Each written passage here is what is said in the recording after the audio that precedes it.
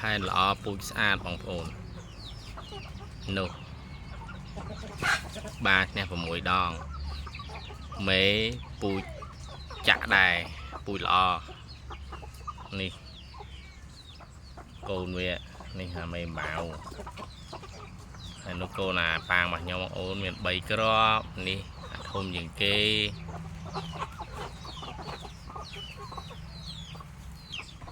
នេះ2គ្រាប់ទៀតណែបែងទៅគ្នាចិត្តមកចូលហើយ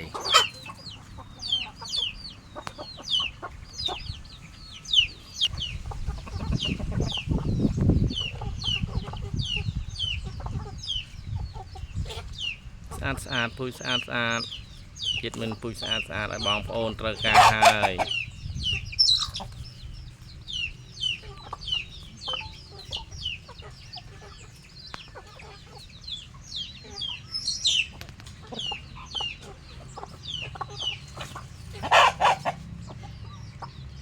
ពូជល្អណាស់បងប្អូនអើយ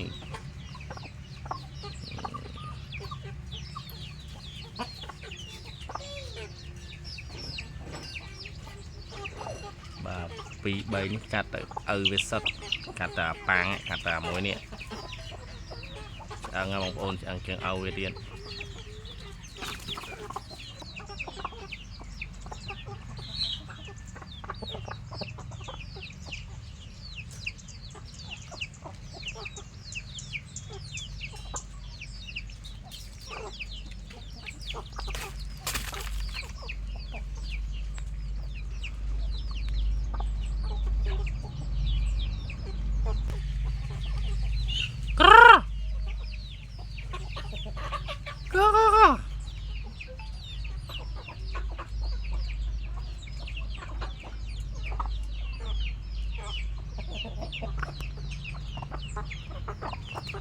ជើងខ្លាំងលាក់មុខនេះ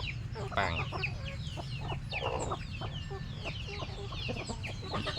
មេបាស្អាតមែនទេបងប្អូនមេទ្រូងមូលល្អជិត2គីឡូ1គីឡូ8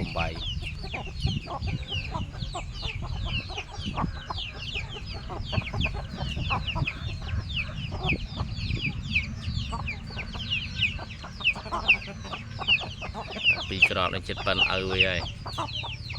ហើយ3គ្រាប់ដូចបែប2គីឡូហើយចូល1គីឡូ8អស់នេះ